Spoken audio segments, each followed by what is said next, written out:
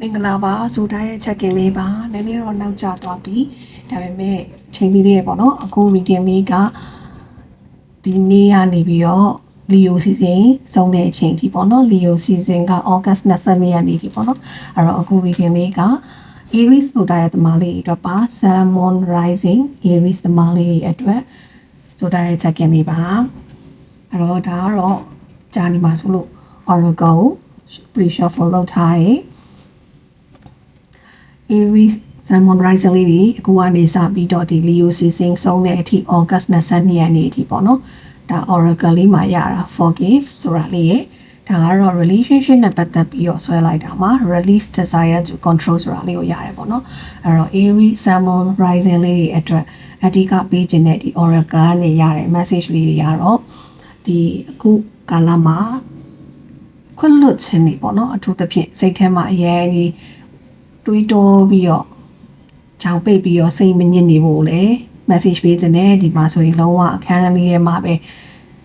ကြောင်ပိတ်ပြီးတော့ဝမ်းနည်းနေရမျိုးတွေရှိနေနိုင်တယ်ဒီလိုမျိုးဝမ်းနည်းမှုတွေကိုနှိမ့်ဆက်နေတဲ့အရာတွေမလုပ်ဖို့ပေါ့နော်စိတ်တည်ညစ်ပြီးတော့ကိုယ့်အတွက်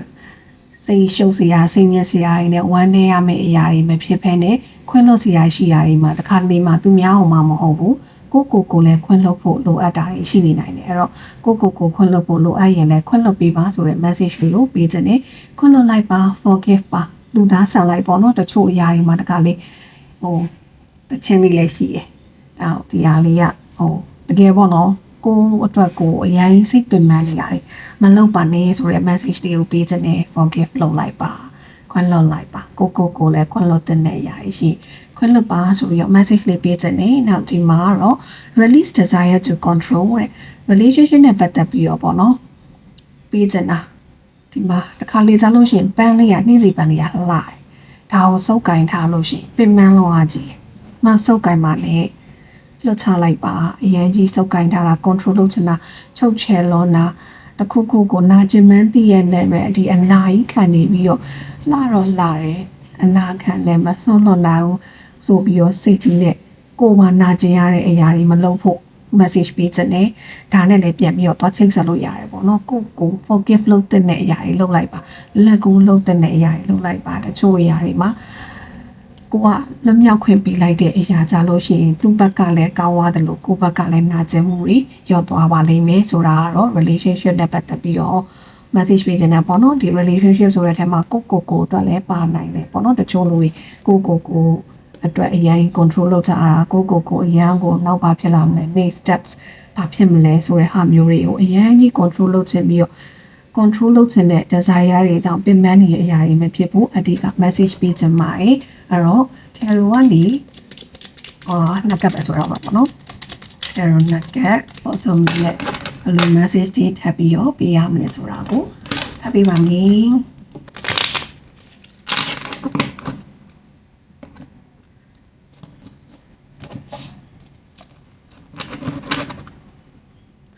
တဲ့ပြီမယ်နော် eight of cups တဲ့ eight of cups တူပဲတကယ်လက်ကိုလုံးဝမဲ့အရာတွေလုပ်ကြရရှိအောင်လုပ်ပြီးတော့ကိုယ့်အတွက်အဆင်ပြေတဲ့ဥစ္စာကိုထွက်သွားဖို့လိုအပ်နေရရှိနေရဲ့ Sun Moon Rising Aries လေးတွေဒီမှာလဲfive of swords energy က okay ပြမယ်နော်ခဏလေးဒီမှာ three of swords Sun Moon Rising Aries လေးကိုရိုင်းလဲSun Aries ပေါ့နော်ကိုယ့်အတွက်ကတော့ collective မှာကိုယ့်အတွက်ကတော့ Sun Aries အနေနဲ့ honestly မှန်ပါတယ်ကျွန်မအခု go through ဖြစ်နေတဲ့တချို့အရာတွေမှာ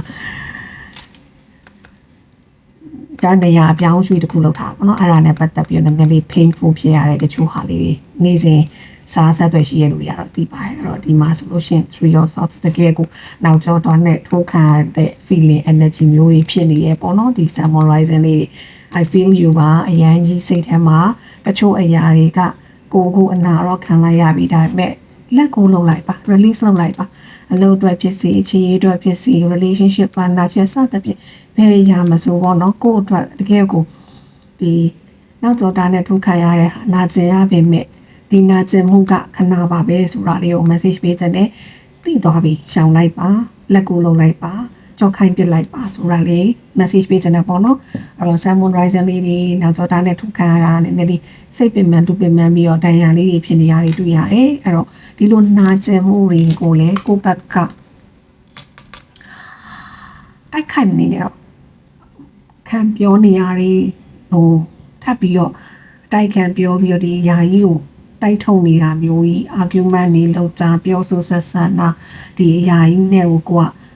ပြောနေဖို့မလုပ်ဖို့အဓိက message ပေးချင်တယ်။ဘာဖြစ်လို့ဆိုတော့ဒီမှာ fight off ဆိုကြီးကတွေ့နေတဲ့အတွက်ကြောင့်မလို့တန်ရာကိုဆွဲနှုတ်ပြီးတော့ကိုလက်ကိုမလုံနိုင်အောင်နေရငါလုံတငါလည်းနေပြန်လုံမယ်ဆိုတဲ့အမျိုးကြီးဖြစ်ကောင်းဖြစ်နိုင်တယ်လို့ဒီလက်ရှိအခြေအနေမှာတခြားတော့ဒီ relationship မှာမဟုတ်ဘူးပေါ့နော်။တခြားသောလူတွေနဲ့ပြောဆိုဆက်ဆံရတဲ့အရာတွေမှာလည်း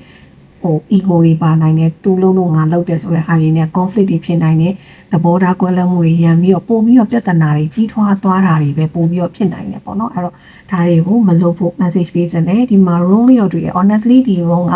ကြားလေးလာထားတဲ့ဟာမဟုတ်ဘူး by wrong ပုံစံဆိုတော့ဘာလဲတော့မပြောတတ်ဘူးအဲ့တော့ဒါကိုတော့ ignore လုပ်လိုက်မယ်ပေါ့နော်ဒီမှာတွေ့ရတာဒါပေမဲ့ထပ်ပြီးတော့ဒီလိုမျိုးထပ်ဆင့်ပွားဖြစ်စေတဲ့ရံဖြစ်စေရစကားများစေရဒါတွေကိုမလုပ်ဘူးအထူးသဖြင့်မှာချင်ပါတယ် Salmon Rising ပေါ့နော် Aries လေးတွေဒီ Leo season ဆုံးတဲ့အထိ message လေးပေးချင်တယ်နောက်ပြီးတော့ဒီမှာဆိုလို့ရှိရင်လည်း Eight of Cups ကထားပစ်ခဲ့ပါကိုယ့်အတွက်သုံးဝင်တဲ့အရာတွေအဆင်မပြေတဲ့အရာတွေဒါကြီးကိုယူလို့ရှိရင်လည်းဒီမှာဆိုလည်းကိုယ့်အတွက်အန်ဒီရပုံပြီးတော့ဖြစ်နိုင်တဲ့အရာတွေရှိတာမို့လို့လက်ကိုလှုပ်လိုက်ပါဘယ်ရမ်းဆို forgive and forget လှုပ်လိုက်ပါဆိုတာကိုအဓိကဒီ Salmon Rising Aries လေးတွေကိုဒီရက်ဒီအတွက်ပေါ့နော် Leo season အတွက် message ပေးချင်ပါတယ်ဒီမှာဆိုလို့ရှိရင်ကျွန်မသိရဆိုလို့ရှိရင် rider လေးပေါ့နော်လုံးဝ leave လှုပ်လိုက်ပါထွက်ခွာသွားလိုက်ပါဆိုတဲ့ message လေးပါအလုံးဆက်ဆက်ရအဆင်ပြေပါစေဒါ Salmon Rising Aries လေးတွေအတွက်ပါ